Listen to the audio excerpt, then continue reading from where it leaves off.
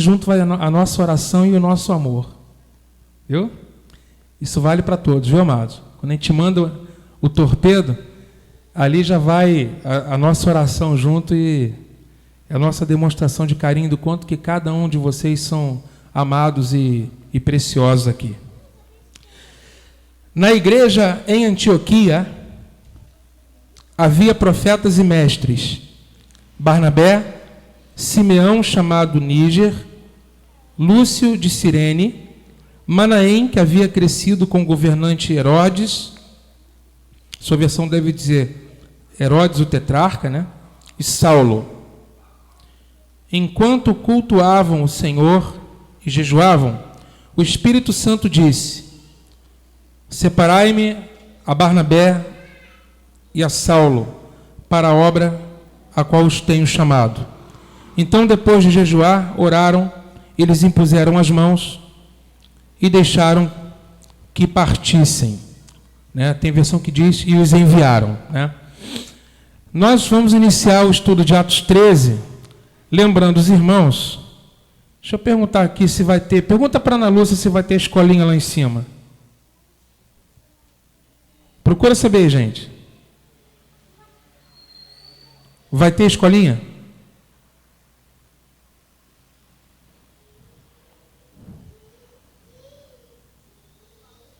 Vai?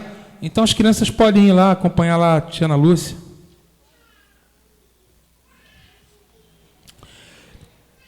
Os irmãos vão perceber que agora, em Atos 13, dá uma virada geral agora no estudo de Atos. Uma virada geral. Por quê? Porque Atos de 1 a 12, o Evangelho está circunscrito a Jerusalém, amados. Eu estou com o microfone aqui, cujo cabo só vem até aqui, ó. Aí eu preciso fazer assim, ó.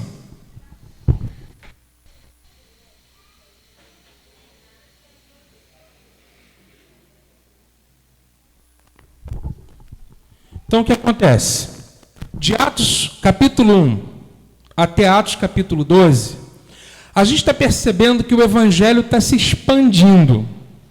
Né? Entender Atos é fácil. Entender a estratégia do Espírito Santo em Atos é relativamente simples. É nós entendermos que está em movimento, em expansão. O Evangelho que começa em Jerusalém, ele está em expansão. Jesus disse o que em Atos 1:8? Mas recebereis o quê? Mas recebereis o quê? Poder. Ao descer sobre vós, e ser-me-eis testemunhas. Tanto onde? Jerusalém. Olha só, você não deve estar muito lembrado, né? Atos 1:8. Vamos ler? Atos 1:8. Para você entender esse movimento de expansão. Vamos lá para o primeiro capítulo de Atos. Atos 1:8. Mas recebereis poder quando o Espírito Santo descer sobre vós, e sereis minhas testemunhas, tanto em Jerusalém, como na Judéia e Samária, e até os confins da terra. Então, esse é o movimento de expansão do Evangelho. Jesus tinha determinado para os discípulos que o Evangelho, que seria recebido em Jerusalém, né, o berço do Evangelho é onde? Jerusalém. O Evangelho, ele é manifestado, é ali que ele é pregado. Jesus de Nazaré, ele nasceu em Belém, ele cresceu em Nazaré, não é? E parte do ministério dele foi em Jerusalém. A última semana de Jesus foi na cidade de Jerusalém, aonde ele foi crucificado. Então o Evangelho, ele tem o seu nascedouro justamente em Jerusalém. Só que Jesus não desejava que o Evangelho ficasse lá apenas. Porque veja, se o Evangelho ficasse somente em Jerusalém, nós não seríamos salvos. Alguém aqui nasceu em Jerusalém? Alguém aqui é judeu? Não. Todos nós somos gentios. Todos nós somos das nações. Então Jesus determinou que o Evangelho ele surgisse em Jerusalém, fosse pregado primeiro em Jerusalém, né? E depois para a Judéia, e depois na Samária.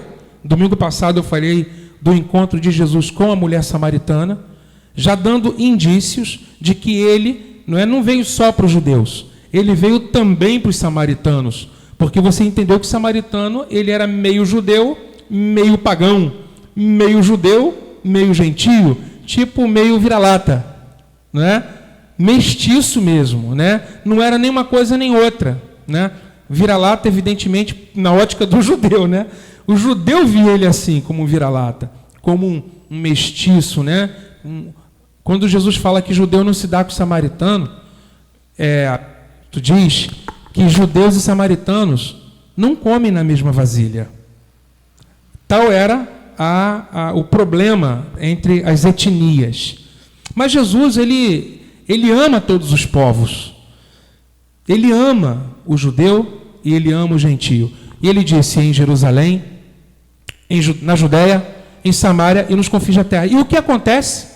Justamente isso. Você vai lendo Atos 1, 2, 3, 4, 5, capítulo 6, o evangelho está em Jerusalém. Não saiu de Jerusalém ainda. Em Atos capítulo 7, já começa a mudar. Porque um judeu helenista chamado Estevão, ele tem uma palavra que deixou a autoridade religiosa judaica muito, muito ofendida.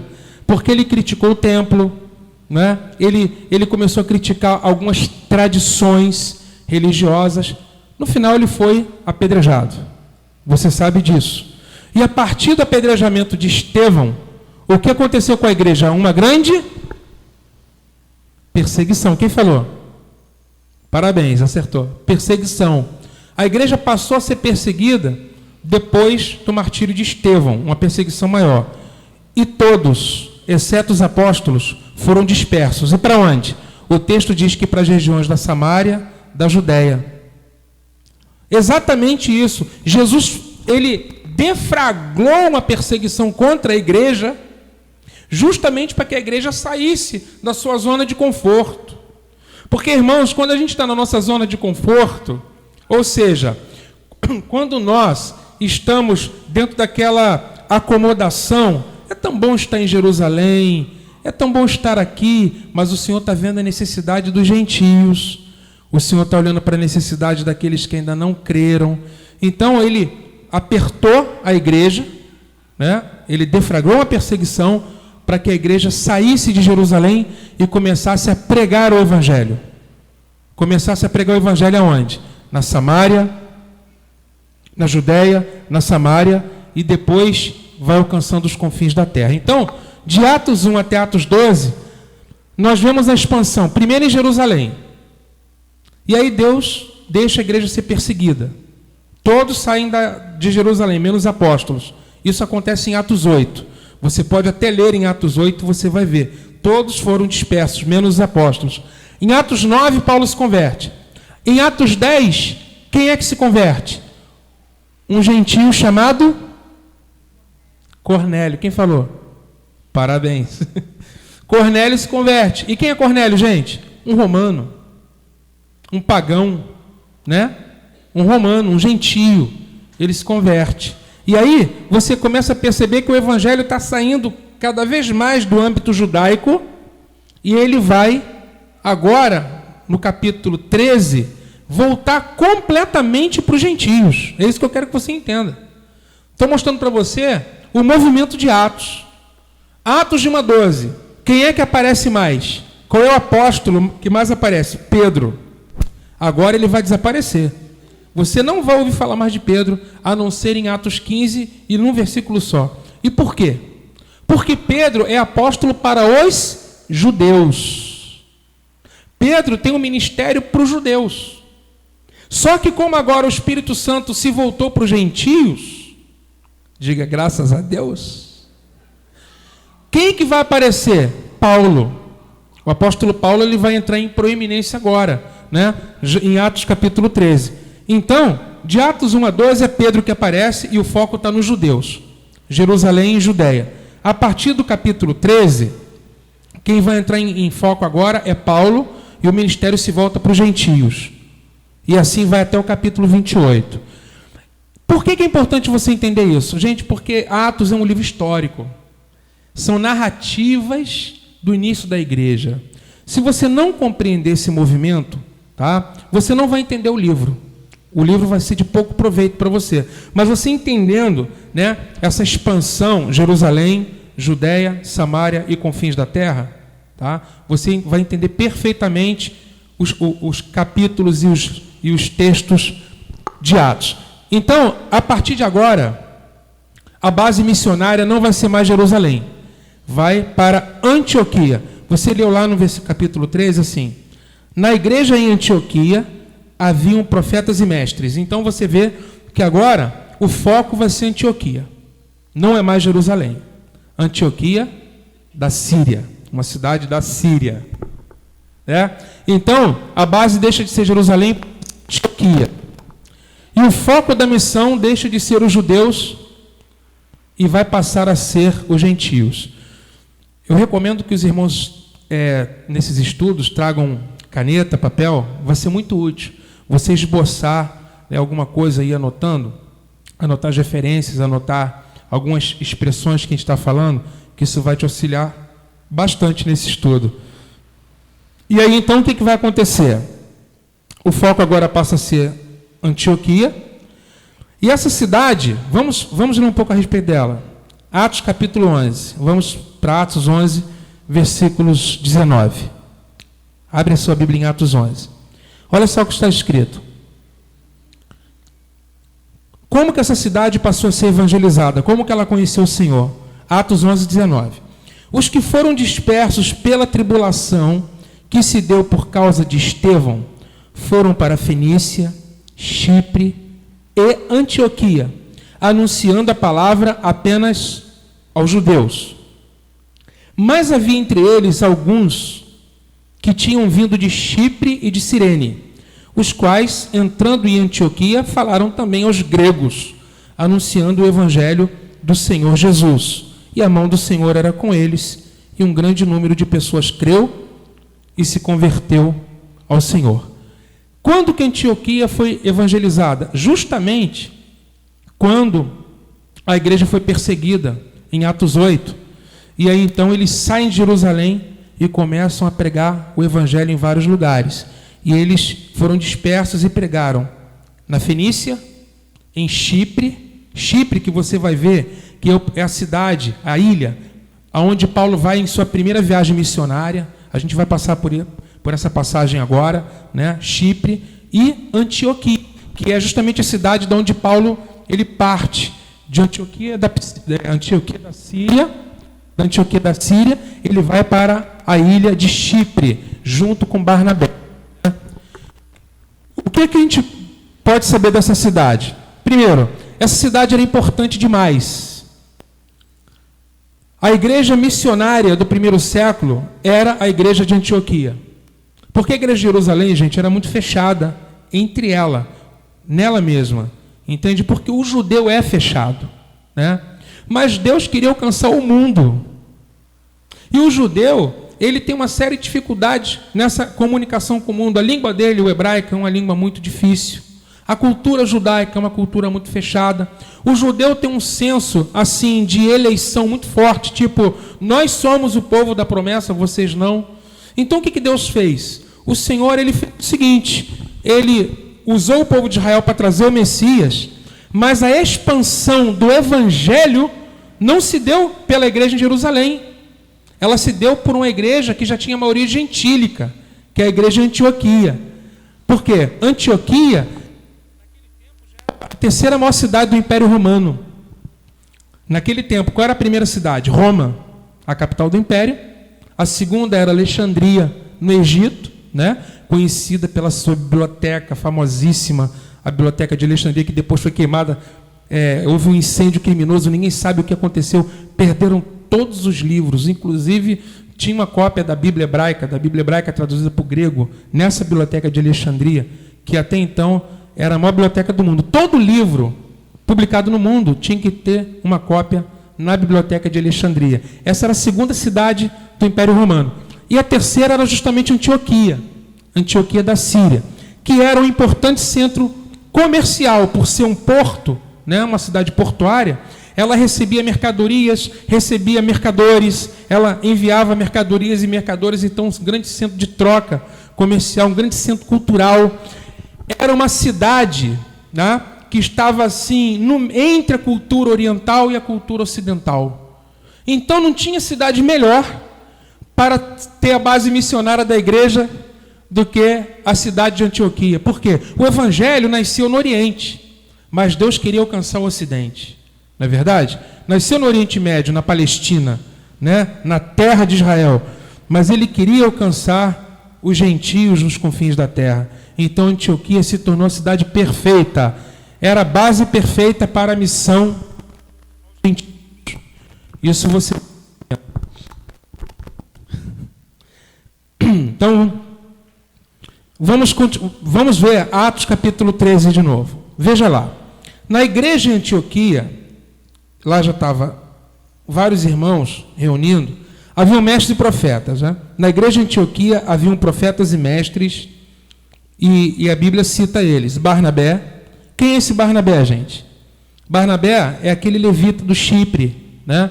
Que doou aquele terreno para a igreja em Jerusalém. Simeão, chamado Níger. Gente, olha que interessante. Como que o evangelho já estava se expandindo naquele tempo?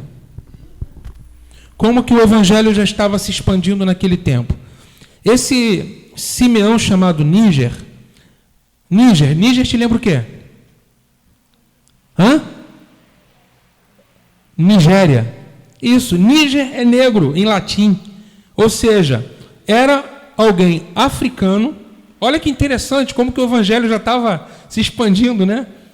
E ele já fazia parte do presbitério da igreja Antioquia, esse irmão Simão, chamado Níger.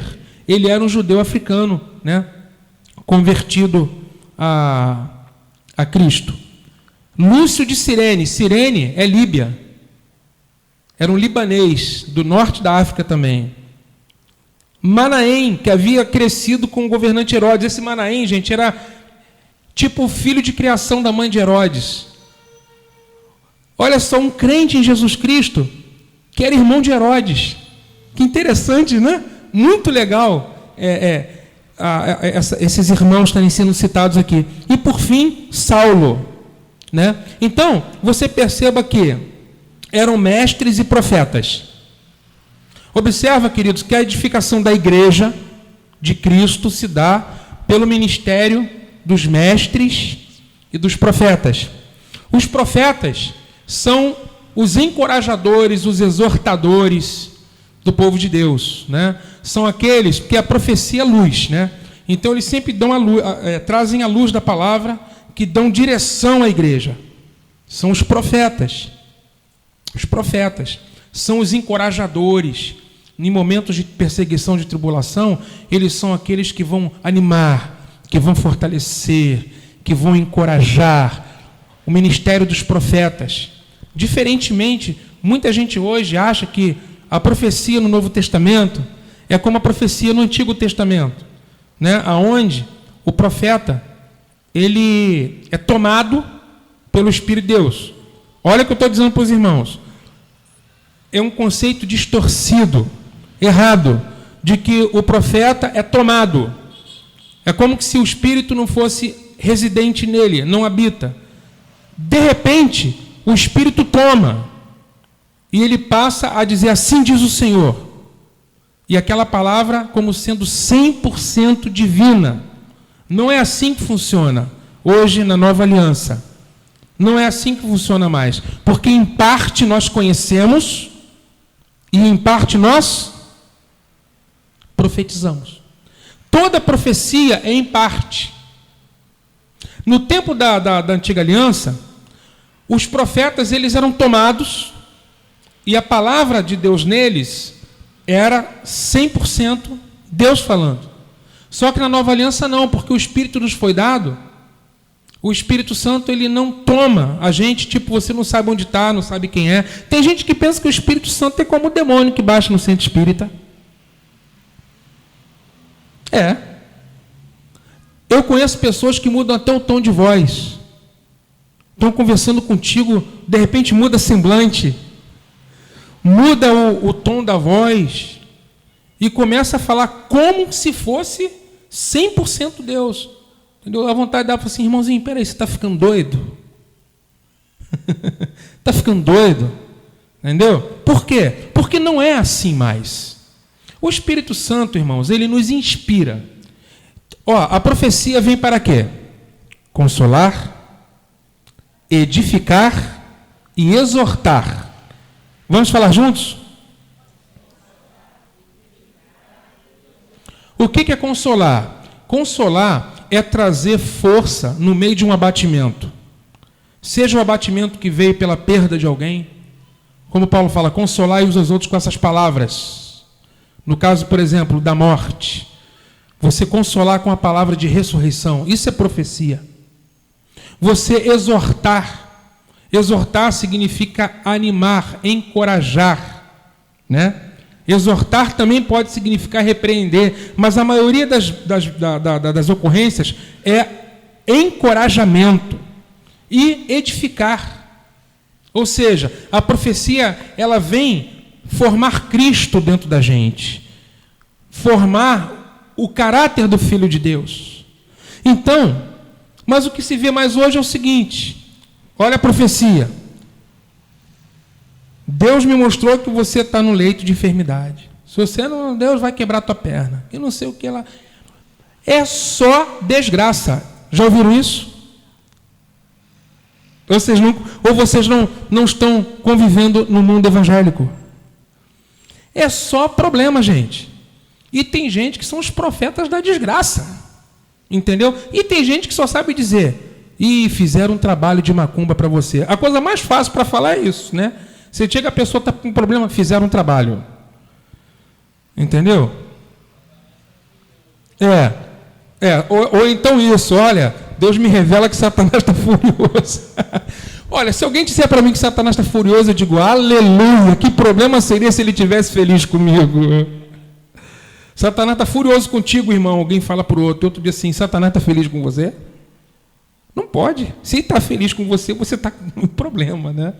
Então, as profecias do óbvio. Chega a irmã grávida, já vem um profeta para falar. Olha, gente, esse negócio de profecia é muito sério. Tem gente que casa por causa de profecia. Tem gente que começa namoro por causa de profecia. Tem gente que termina namoro por causa de profecia. Tem gente que casa por causa de profecia. Nós temos dado acompanhamento a um casal, não é membro daqui não, são até líderes de igreja. Ela casou com ele por causa de profecia. E ela está assim, eu não entendo porque eu estou sofrendo tanto, Deus mandou casar com ele. Deus mandou, por que eu estou sofrendo tanto? Você está entendendo? Será que Deus mandou? Não é? Então, os profetas do óbvio também, vê a mulher grávida, olha assim, eis que te digo, serva minha, se não for menino, vai ser menina. E a pessoa sai impressionada. Caramba, que palavra que eu recebi. As coisas profundas e ocultas, né? Está lá dentro da barriga. Quer dizer, essas coisas, a gente tem que fugir disso, gente. Ficar procurando profeta, consulta. Aqui no Pita tinha um. Faziam fila para estar lá. Mas vê esse povo que procurava por ele, que a palavra não quer, não. Eles não querem ser instruídos. É mais fácil você ter um profeta para falar. Só que o Senhor não quer um profeta falando para todo o povo e que se torne dependente de um profeta. O Senhor quer que todos os seus filhos possam ouvi-lo pela voz do Espírito no coração, pela meditação na palavra. Deus usa também, irmãos, para falar com a gente na congregação, mas você não fica procurando um e outro, se consultando um com o outro. Entendeu? O Senhor, quando você menos espera, e se você está esperando uma palavra de Deus, alguém vai confirmar, alguém pode confirmar. Eu creio que o Espírito Santo age de múltiplas formas, mas a gente não pode ficar como criancinha, né, gente? O tempo todo dependendo dessas coisas, né? Certo? Amém? Então, haviam mestres e profetas. E qual é a tarefa dos mestres? Os profetas encorajam, os profetas animam o povo, exortam o povo. E qual é o trabalho dos mestres? ensinar. Ensinar. Igreja madura é a igreja que tem mestres e profetas. Porque os profetas encorajam, exortam, os mestres ensinam, os mestres mostram o caminho, os mestres mostram o alvo, os mestres ensinam o conselho de Deus. Amém, amados? São basicamente porque os apóstolos, eles são apóstolos porque são enviados, mas quando eles chegam no local, eles trabalham na igreja local ou como mestre ou como profeta. Os pastores são os apacentadores. Os evangelistas falam o evangelho para aquele que não é crente. O foco do evangelista é o não crente. O foco dos profetas e dos mestres é a igreja. Compreendeu? O foco não significa que eles não vão evangelizar. Mas nós estamos falando de ministérios. Quantos ministérios existem? 5. Quem sabe? Apóstolos, profetas, evangelistas, pastores e mestres, para edificação do corpo de Cristo. Efésios 4:11. E enquanto cultuavam o Senhor, versículo 2, enquanto cultuavam e jejuavam, o Espírito Santo disse: separai-me a Barnabé e a Saulo para a obra que os tenho chamado. Olha que interessante. Saulo, ele era mestre na igreja de Antioquia. Barnabé era um profeta. E o Senhor diz: separem-me a eles dois para a obra. E a obra é o quê? A missão aos gentios. O apostolado, eles são enviados da Antioquia para os confins da terra. E é isso que nós vamos começar a ver até o capítulo 28. Veja bem, como que se deu o chamado de Saulo, gente? Ele estava fazendo o quê? Ele estava conectado ou desconectado do corpo? Conectado. Ele estava servindo ao Senhor na igreja de Antioquia. Olha que interessante, como que surge o chamado, como que o Senhor, ele confirma o chamado de um servo. Quando Deus nos chama, Deus pode falar com você individualmente, mas com certeza Ele dá o testemunho no meio do quê? Do corpo. Queridos, olha só, Barnabé e Saulo receberam o chamado enquanto adoravam, enquanto jejuavam, eles estavam servindo, e no meio da adoração, né, essa palavra, tem Bíblia que fala servir, né, é justamente no meio do serviço do culto. Eles estavam adorando, e a palavra do Senhor, o Espírito Santo deu a palavra, mas não foi Paulo, porque Paulo não disse: separem-me a Barnabé e a Paulo. Essa palavra veio através de outros irmãos. Olha que interessante isso. Como que nós não podemos ser independentes do corpo?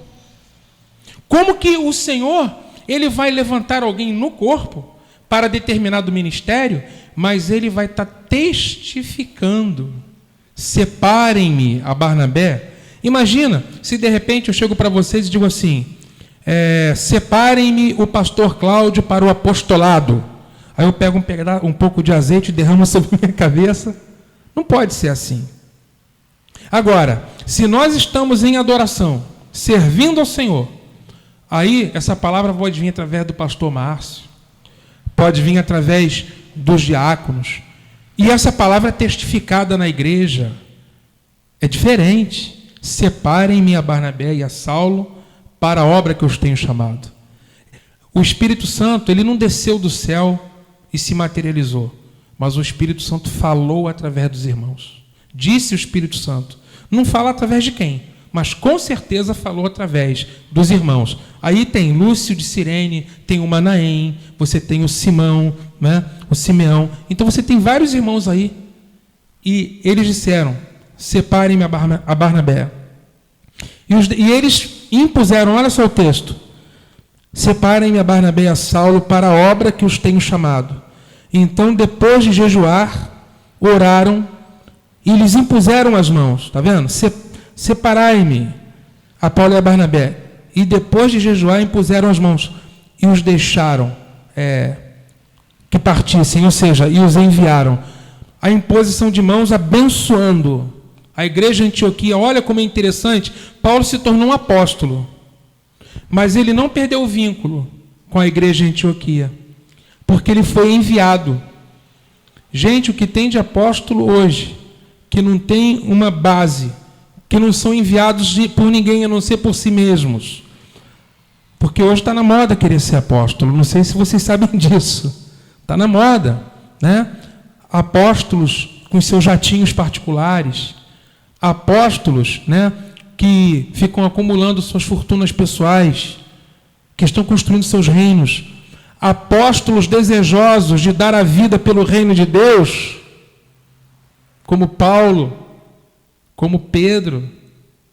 Você não vê vários em cada esquina não, gente.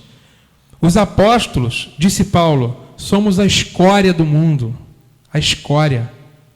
Deus nos colocou a nós apóstolos como os menores. Em nós opera a morte, em vós opera a vida. Eles morriam a cada dia para que houvesse vida na igreja. Então os apóstolos, eles são os ministérios de fundamento, ministério precioso. Só que tem tanta confusão hoje em dia, gente, com respeito ao ministério apostólico. É um ministério de fundamento. O apóstolo que não quer palavra, o apóstolo que não tem compromisso com a palavra, ele é apóstolo de si mesmo. É um falso apóstolo. Quantos apóstolos querem ter a marca de Cristo no corpo? Quantos apóstolos estão dispostos a passar fome, frio e nudez por causa do Evangelho? Entende? Porque ser apóstolo não é ser maior, não. Ser apóstolo é ser menor. Ser apóstolo é ser colocado por último. Ser apóstolo, Jesus Cristo deu exemplo, porque ele é o apóstolo dos apóstolos. Tá certo? Então, a gente vai vendo, né, contrastando o modelo bíblico, contrastando com o que se vê hoje. E no versículo 3 diz que eles foram enviados. Vamos ler o 4 até o 12 agora. Assim, enviados pelo Espírito Santo, desceram a Seleucia e daí navegaram para Chipre. Chegando a Salamina, anunciaram a palavra de Deus nas sinagogas dos judeus e tinham João como auxiliar. Até aqui, por enquanto, que eu quero falar sobre isso aqui. Eles chegaram a Chipre. Olha lá, gente. Eu gosto de ficar livre, não gosto de ficar preso com o negócio de microfone. Está gravando? Ai, meu Deus do céu.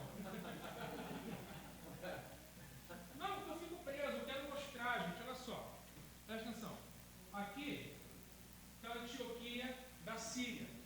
Aqui está a Antioquia da Síria. Olha a primeira viagem missionária do apóstolo Paulo. Salamina é um porto na Antioquia.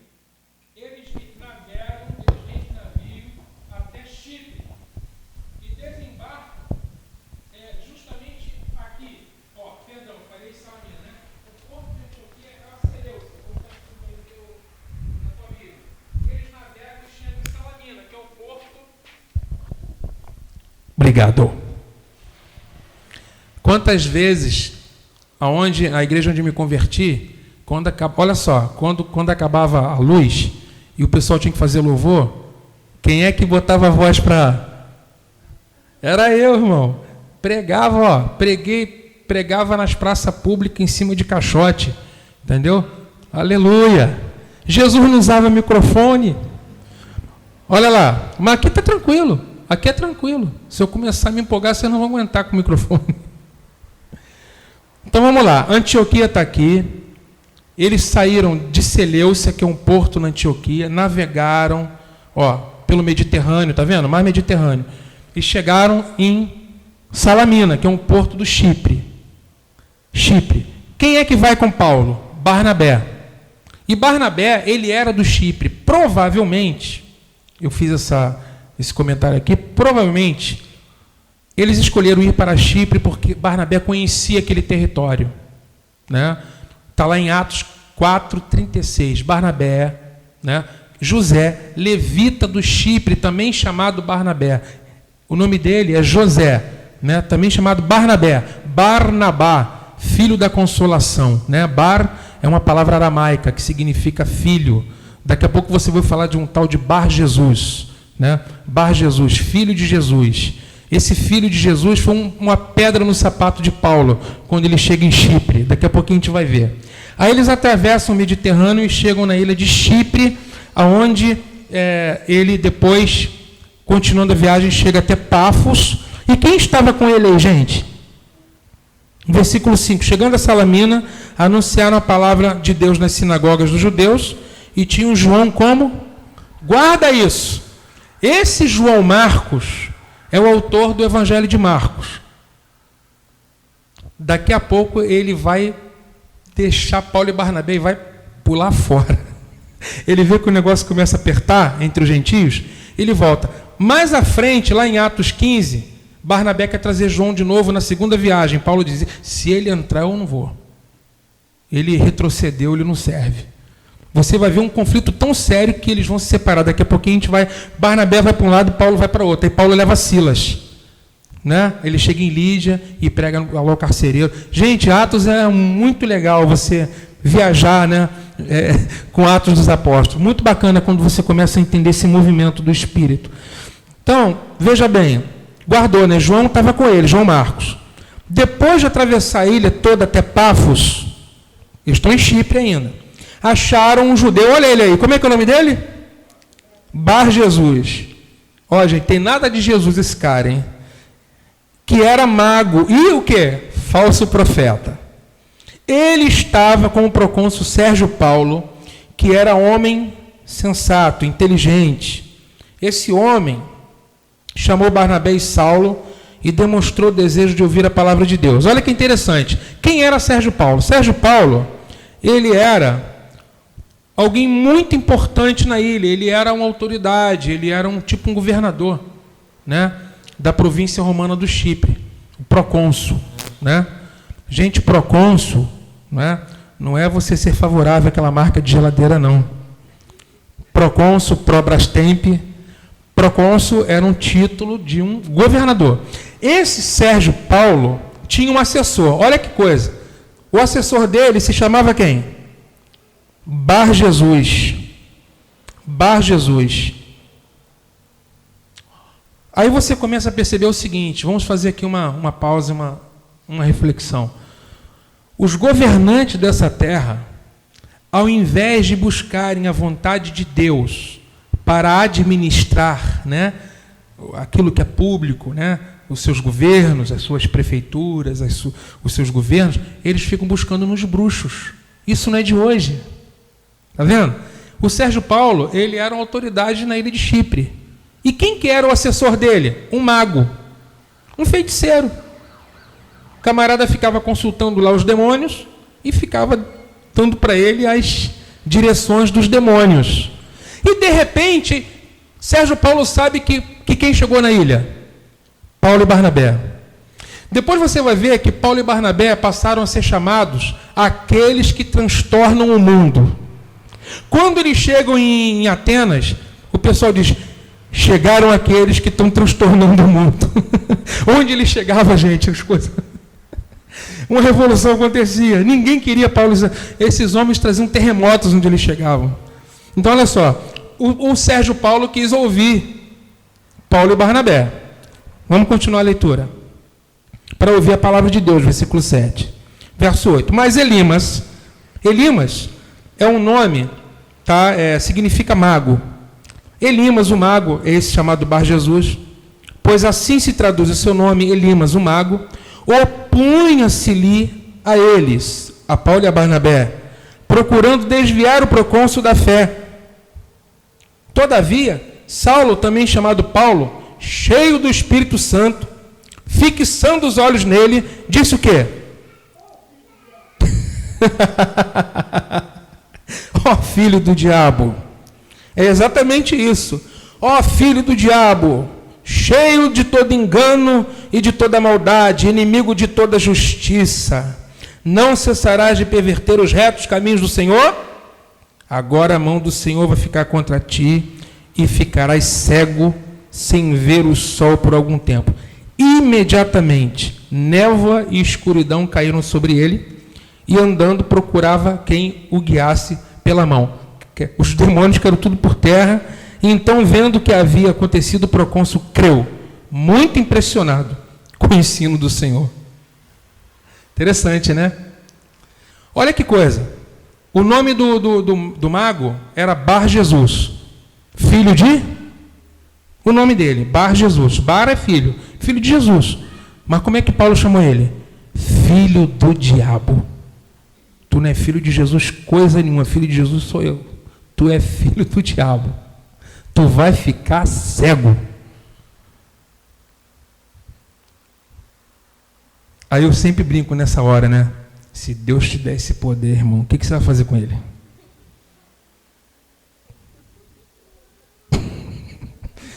Teve gente pensando nos patrões, naquela vizinha enjoada. É igual os judeus, os samaritanos. Lá em Lucas diz que quando os discípulos foram entrar em Samaria, os samaritanos não receberam os discípulos porque eram judeus. E aí eles voltaram muito magoados. Que a gente fica ofendido, né, gente? Quando alguém não nos recebe. Você não fica ofendido quando alguém não te recebe? Fala sério. Quando alguém não, quando você está cheio de expectativa de receber um elogio, de receber, você quer que as pessoas estendam um tapete vermelho. Só falta te chamar de Vossa Majestade, né? E quando isso não acontece, como é que você fica? Ofendido. Não me valorizaram. Os discípulos estavam assim. E qual foi a pergunta deles? Mestre, queres que façamos descer fogo do céu? Fogo do céu, irmã. A pessoa para queimar aquele rapaz que levaram o celular ontem. Às vezes, não é? Só que não é o coração de Jesus esse.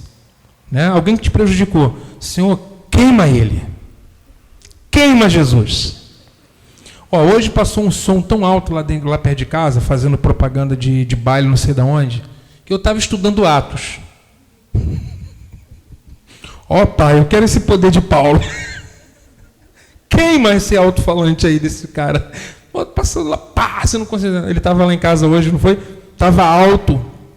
Estava alto no ouvido. Né? Mas a gente usaria o poder de Deus para os propósitos de Deus? Ou usaríamos para os nossos próprios propósitos? Para revidar na carne? A gente tem que pensar nisso. O que Paulo fez, gente, o que Paulo fez naquele momento foi a vontade de Deus. Não posso fazer doutrina disso. Tipo, todo aquele que rogar praga vai pegar no inimigo. Né? Não tem esse versículo, né? Pelo contrário, a Bíblia diz para a gente abençoar os que nos amaldiçoam. Esse é o Evangelho. Mas que o Paulo fez isso, fez. E Deus foi lá e deixou. Por quê? Porque Deus queria alcançar quem? Quem que Deus queria alcançar? Quem é que creu e ficou impressionado com aquilo? O procônsul. Então havia um propósito, né? Disso não foi uma coisa na carne por uma vingança pessoal. E esse texto mostra o seguinte: aonde o Evangelho chega tem retaliação, tem resistência. Aonde o Evangelho chega. É por isso que eu quero dizer uma coisa para os irmãos. Nós estamos num período, gente, escuta o que eu vou dizer para vocês. O Senhor quer nos dar muitas e muitas pessoas aqui dessa área. Pode ter certeza disso. Vocês já estão vendo isso? Não é? Basta você olhar para o seu lado. Você vai ver muita gente que você não via aqui até pouco tempo. Mas o que acontece? Isso gera resistências. Existem elimas por aí. Existem, tá, os magos por aí. E nós precisamos orar uns pelos outros. Nós precisamos interceder uns pelos outros. No domingo tinha quase 20 visitantes, e a maioria era quase tudo da mesma vila. Aqui, na casa lá da vila do Jonathan da Holanda, né? Entendeu? Mas é isso mesmo, o Senhor está entrando, gente. E o Senhor está trazendo. E a gente precisa fazer duas coisas. Primeira, acolher esses irmãos com todo o amor que você puder dar. Amém? Segundo, interceder por eles, pela sua igreja, pelos seus líderes, e assim a gente vai estar orando uns pelos outros. Isso é importante. Domingo isso me veio assim no meu espírito de uma maneira muito forte. Sabe, a gente está precisando, eu sei que tem irmãos aqui que oram, mas a gente está pensando assim, vamos todos orar. Isso não é um ministério de 1 ou 2. Oração é para todos. Orai em todo o tempo. Orai sem cessar. Né? E aí então você vê esse movimento do Evangelho. E aí o que Paulo faz? Olha só, vamos continuar lendo. O versículo 13 agora. Então Paulo e os seus companheiros navegaram de Pafos e chegaram a Perge, na Panfilha. João, porém, olha aí, separando-se deles, voltou para Jerusalém. Vamos entender o que está acontecendo, gente, olha só. Eles estavam aqui, Antioquia da Síria. A outra Antioquia, lá em cima, em amarelo, é da Psídia. Eles estavam aqui, da Seleucia, foram para Salamina, em Chipre, chegaram a Pafos. Quem que estava em Pafos? O procônsul Sérgio Paulo, né? E também aquele tal de Bar Jesus. E aí, cumprida essa tarefa, trouxe o evangelho para o procônsul aqui em Chipre. Paulo e Barnabé, de Pafos, vão para Perge. Ó, subiram aqui o Mediterrâneo, para o norte. E aí o que acontece em Perge? João Marcos, a Bíblia não diz por quê. Ele volta para Jerusalém. Ele abandonou a missão. Mas os estudiosos cogitam o seguinte: ele não aguentou o tranco. Por quê? Porque uma coisa é você falar para judeu. O judeu já é crente. Outra coisa é você chegar para gentio que não crê em Deus, que crê em muitos deuses e que fala uga uga. Só falta ter canibal, gente. É brabo. Gentio brabo. Gente que crê em vários deuses. Gente que não tem temor de Deus nenhum. E aí diz o seguinte, bom, João Marcos de repente não topou o desafio e ele volta para Jerusalém. Depois nós vamos ouvir falar dele de novo lá em Atos 15. Se você quiser, já dá uma olhada só comigo aqui em Atos 15. É interessante ver o que acontece. João Marcos pula fora. Vê aqui em Atos 15, no versículo 36. Atos 15, 36. Decorridos alguns dias, Paulo disse a Barnabé, aqui já é a segunda viagem, gente. Decorridos alguns dias, Paulo disse a Barnabé, vamos visitar os irmãos em todas as cidades onde anunciamos a palavra do Senhor, para ver como estão. Ou seja, eles iam plantando igrejas, agora vamos ver como é que essa turma está indo. Barnabé queria levar também, quem? João chamado Marcos. 38. Mas Paulo parecia não fazer, mas para Paulo parecia não fazer sentido levar consigo quem, desde a Panfilha, havia se afastado deles e não os acompanharam no trabalho. E a divergência entre eles foi tão grave que se separaram um do outro. Barnabé, levando Marcos consigo, foi para Chipre, e Paulo, tendo escolhido Silas, partiu, confiado pelos irmãos à graça do Senhor, passou pela Síria e Cilícia, fortalecendo as igrejas. Ele foi responsável por uma divisão dentro da equipe apostólica. Notou? Entendeu?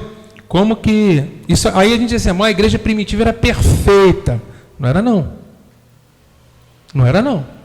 É bom a gente olhar para a igreja primitiva, eles eram irmãos, eles assim, cheios do Espírito Santo, mas são homens. São pessoas, né? E você vê como que João Marcos foi um problema em determinada altura entre Paulo e Barnabé. Causou uma divergência, Barnabé pegou João Marcos e foi para Chipre, Paulo busca Silas e vai para outros cantos. E aí eles chegam em Antioquia da Psídia. Vamos lá, gente, vamos continuar nossa leitura. Alguma pergunta até aqui? A gente está estudando, né? Então, cabe pausas, cabe um gole d'água. Alguém tem alguma pergunta?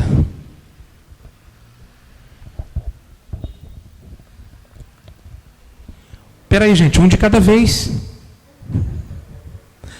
E um pouco mais baixo, estou falando muito alto. Só 6 de cada vez. Vamos lá, alguma pergunta? Quando a gente não tem pergunta nenhuma, ou a gente entendeu tudo, Ou a gente não entendeu?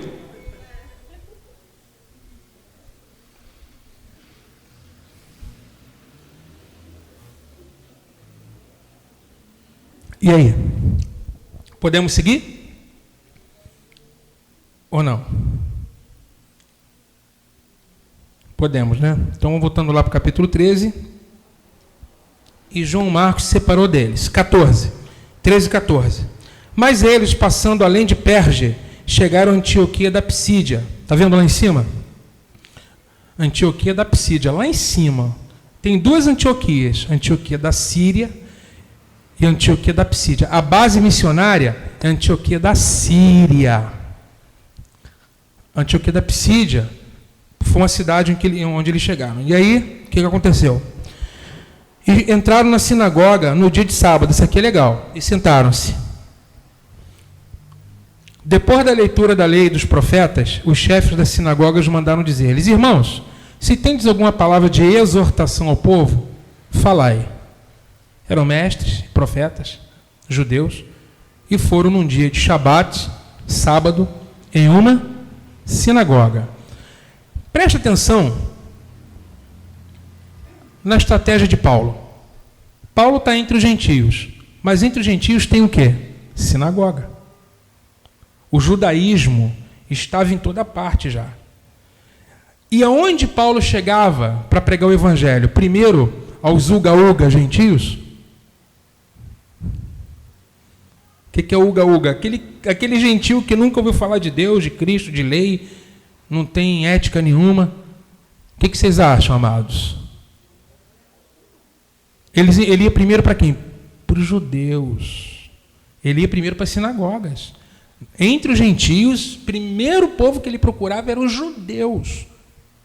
Já leu que o evangelho primeiro é para o judeu? Já leu lá em Romanos? Evangelho primeiro para o judeu, depois para o gentio. Mas também a tribulação vem primeiro para o judeu, depois para o gentio.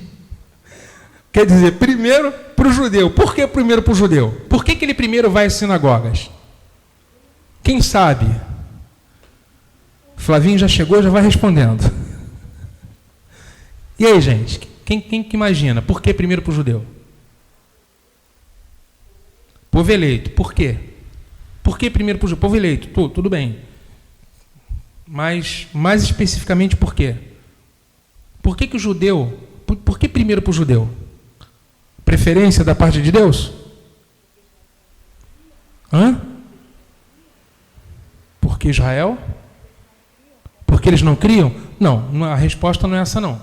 Por que primeiro para o judeu? Vamos pensar, gente. Crer também é pensar. Olha só a resposta. Porque eram os judeus que esperavam o Messias. Fruta madura. Você tem um pé de mangueira, de manga. Você tem uma mangueira lá. Você vai pegar manga verde ou manga madura primeiro para comer? Pegar manga madura. Aquela cheia de caldo. Né? Os judeus eram frutas maduras, gente. Tinham a lei, tinham os profetas, e eles, a lei testifica de Cristo, os profetas testificam de os salmos. Então, Paulo, quando vai pregar para os judeus, ele prega na própria Torá dos judeus. Tanto é que ele pregou e foi convidado para voltar no outro sábado, nesse texto aí. Entendeu? Então, eles eram frutas maduras, e os gentios não, frutas muito verdes. Por isso que primeiro para o judeu, guarda isso. Só que, de repente, nesse capítulo, parece que o negócio muda. Muda, e você vai entender por que agora. Aí diz que eles estavam, depois da leitura da lei dos profetas, né? Em toda a sinagoga, a lei é lida, a porção da Torá, vocês já estudaram aqui comigo. Primeiro, a porção a chamada Haftará, a porção da lei. Um trecho de Gênesis, de Deuteronômio, de Êxodo, e depois uma porção dos profetas. Toda a sinagoga é assim, toda, até o dia de hoje. Já era assim nos dias de Jesus e continua sendo assim até o dia de hoje. E aí Paulo vai dar a palavra, e Paulo começa a falar quando eles dão oportunidade, né? Deram oportunidade para um homem falar. Segura agora, olha o discurso de Paulo. Então Paulo se levantou, verso 16. E pedindo silêncio com a mão, parece que não é só aqui na igreja que se faz barulho na hora da palavra, não, né? Tem um monte de alvoroço lá na sinagoga. Silêncio. Homens israelitas, e vós tementes a Deus, ouvi. O Deus desse povo de Israel escolheu nossos pais e exaltou o povo quando eram estrangeiros na terra do Egito, de onde os tirou com braço poderoso.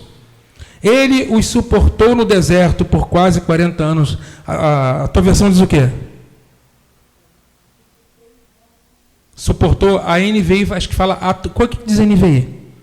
Aturou. Deus aturou, né? Deus aturou esse povo.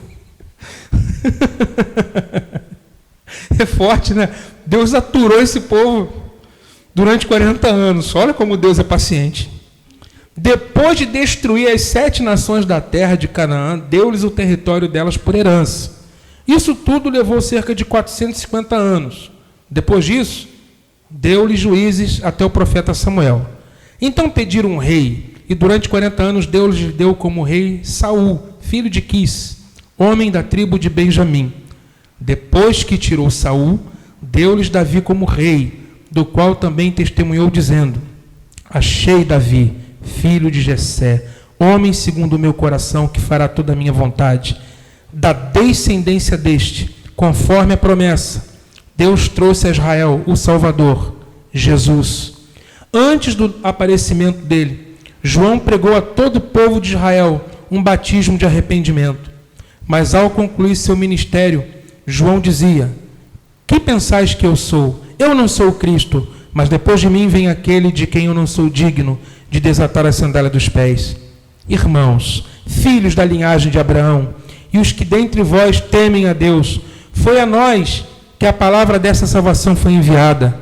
Pois os que habitam em Jerusalém e as autoridades não reconheceram Jesus e, condenando-o, cumpriram as palavras dos profetas, que são lidas todos os sábados, e mesmo não encontrando nele nenhuma acusação digna de condenação à morte, pediram a Pilatos que ele fosse executado.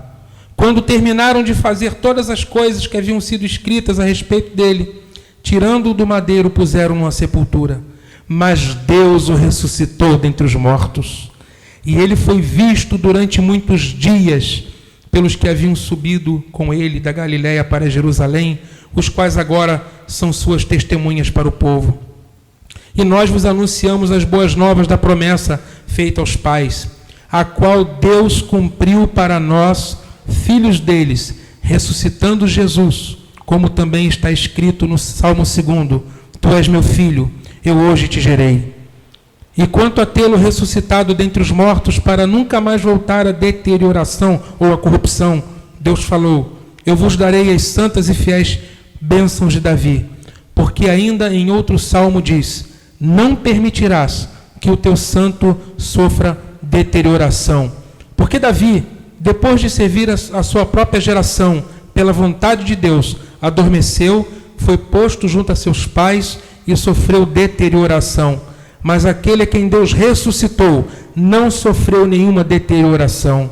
Irmãos, ficai, pois, sabendo que por meio dele vos é anunciado o perdão dos pecados, e por meio dele todo que crê é justificado de todas as coisas de que não pudestes ser justificados pela lei de Moisés.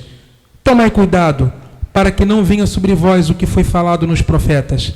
Vede, ó escarnecedores, admirai-vos e desaparecei, porque em vossos dias realizarei obra na qual jamais creríeis se alguém vos contasse. Então, amados, essa palavra de Paulo, ela anuncia a Jesus a partir de quê? Da lei dos profetas. Coloca o cumprimento em Cristo de salmos de Davi, porque ele diz, Davi dizendo: não deixarás a minha alma na morte. Ora, Davi morreu, Davi foi sepultado. O corpo dele está até hoje no túmulo, Paulo dizia, mas Jesus não, ele ressuscitou. A alma dele não ficou na sepultura. Então, relacionando, tu és meu filho, hoje te gerei, com respeito a Jesus. E aí, então, essa palavra despertou o interesse deles.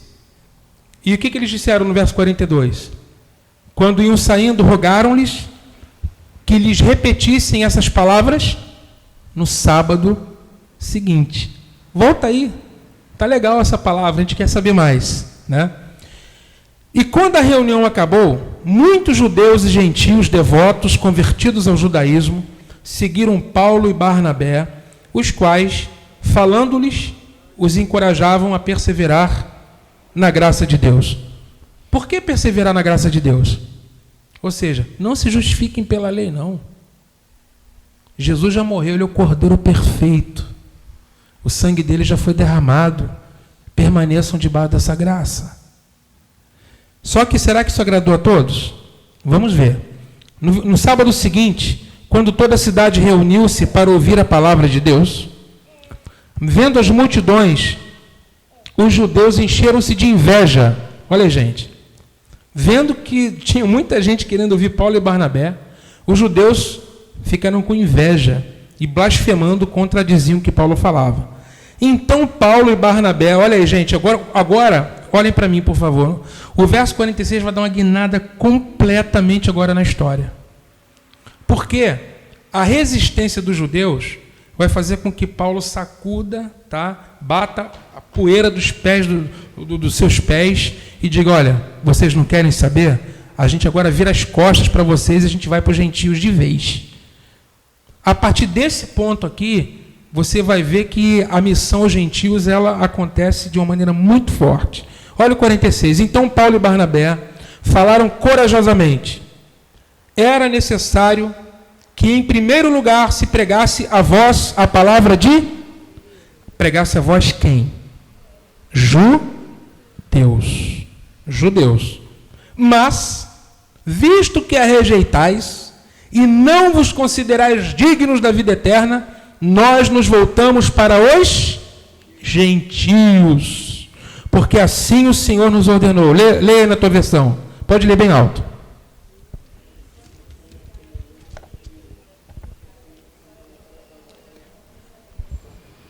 Eu te pus para a luz dos gentios e para a salvação até os confins da terra.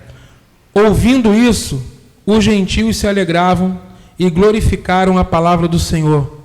Todos os que haviam sido destinados para a vida eterna creram. Creram todos os que foram destinados para a vida eterna. Eu gostaria de fazer uma observação nesse texto. Quem é que creu dentre os gentios? Todos. Quem? Os que já tinham sido escolhidos. Interessante, gente. Está na Bíblia. Creram todos os que foram destinados. Se você creu, é porque você foi destinado para a vida eterna. Ninguém pode crer a menos que tenha sido chamado. Crer é dom de Deus. Pela graça sois salvos.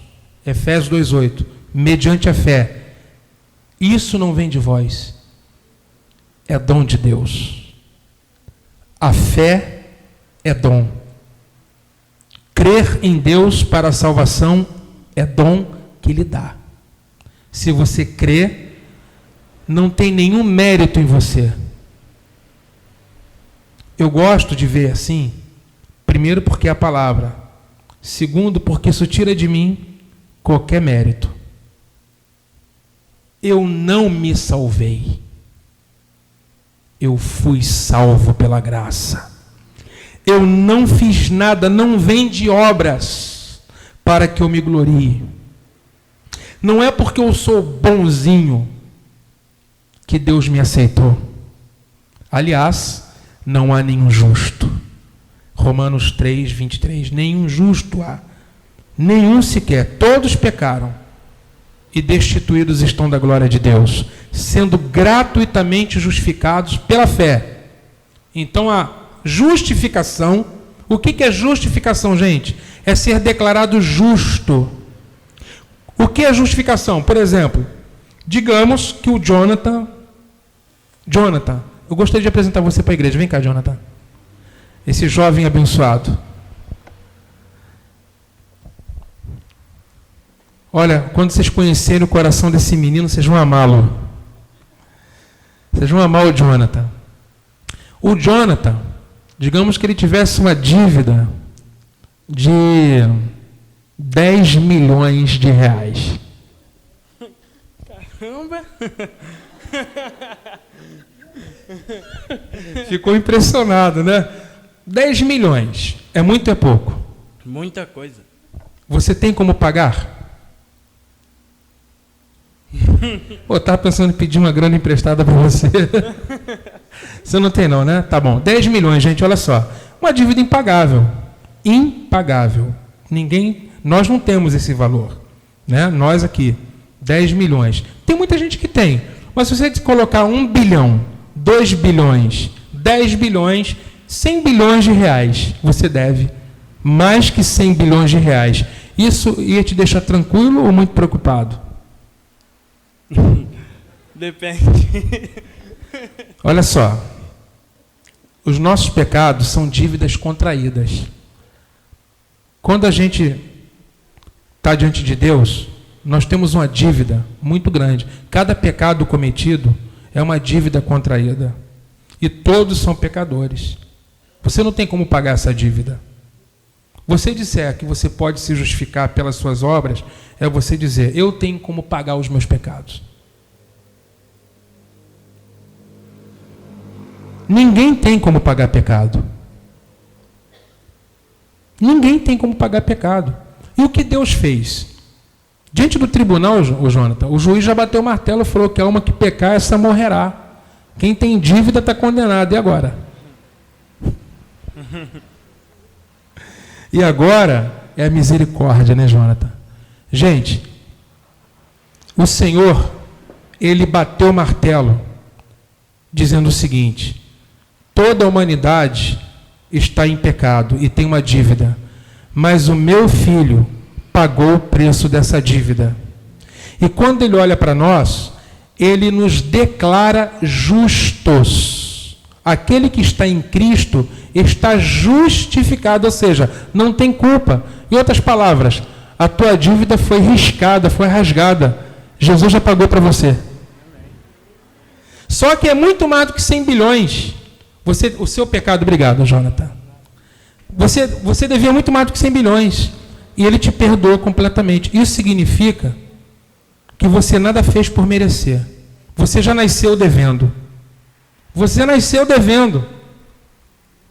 Só que no determinado momento da sua vida, você entendeu que o Filho de Deus pagou essa conta. E agora você é dele. Você está perdoado. Ele riscou o escrito de dívida. Então, esses que foram destinados à vida eterna, foi para esses que ele derramou o sangue. Isso é um mistério, gente. É um mistério muito grande. A minha cabeça não consegue entender, mas está escrito. Creram, todos foram destinados. Eu tenho dentro do meu espírito um sentimento de predestinação. Um sentimento de que eu nasci em pecado, mas eu já era escolhido de Deus. O Senhor me escolheu antes de eu nascer. Paulo fala isso em Gálatas, né? Aquele que me escolheu antes de eu nascer. E se você creu, é porque Ele te chamou. Mas eu não precisei crer? Precisou. Ele te deu fé para você crer. E você creu. Mas Ele não disse, vinde a mim? Já falei isso aqui, né? A porta do reino está escrito assim, vinde a mim, todos os que estáis cansados e sobrecarregados. Está na porta do reino. Aí você diz assim, ei, eu vou. Aí você entra, você abre a porta, está escrito, vinde a mim do lado de fora. E você entra. Mas do lado de dentro está escrito assim, ninguém pode vir a mim, se o Pai não o trouxer. Você acha que veio pela própria perna, mas quando você entra, alguém já definiu o reino de Deus? Gente, deixa eu falar só mais isso. O reino de Deus é como uma nave espacial. Parábolas do pastor Cláudio. O reino de Deus é como uma nave espacial. Você passa na Praça do Barro Vermelho todo dia e nunca viu essa nave. O reino está escondido. Você passa para lá, você passa para cá, estuda, trabalha, faz compra e nunca vê. Você não viu o reino. De repente, você é sugado para dentro da nave. Quando você vê, já está dentro. O reino é assim. Quando você vê o reino, você já está dentro do reino. Enquanto você não for sugado para dentro dele, você não consegue ver. Mas de repente você nasce de novo. E quem não nascer de novo não pode ver o reino. Ué, se para ver o reino tem que nascer de novo, você tem que nascer de novo para ver o reino, mas como é que você vai ver se não nasceu? Só pode nascer de novo, você nasce do alto e vê. De repente você vê o reino. É assim com a gente. Não é verdade? De repente você descobre um mundo, um universo novo. De repente a vida fica mais bonita. Aqui, ó. Nasceu de novo aqui esses dias. Olha para os olhos dessa menina aqui, da Vanessa. O brilho nos olhos dela. Tem um brilho, pode reparar, tem um brilho, nasceu aqui. A mãe dela diz assim: poxa, eu falo de Jesus para você não sei quanto tempo, você não vê.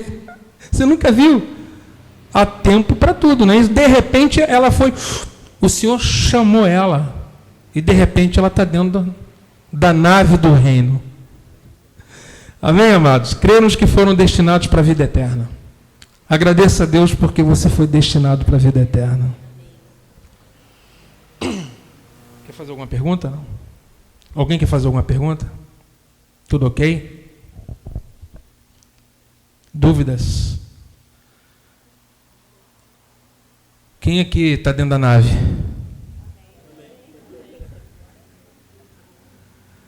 Graças a Deus por isso, né? Então, amados, agora, semana que vem, capítulo 14, Paulo, ele vai estar em Icônio e na cidade de Listra, tá? A partir da semana que vem. Vamos continuar perseverando nesses estudos. Quem está sendo abençoado? Né? Continua vindo, querido, persevera nesses estudos.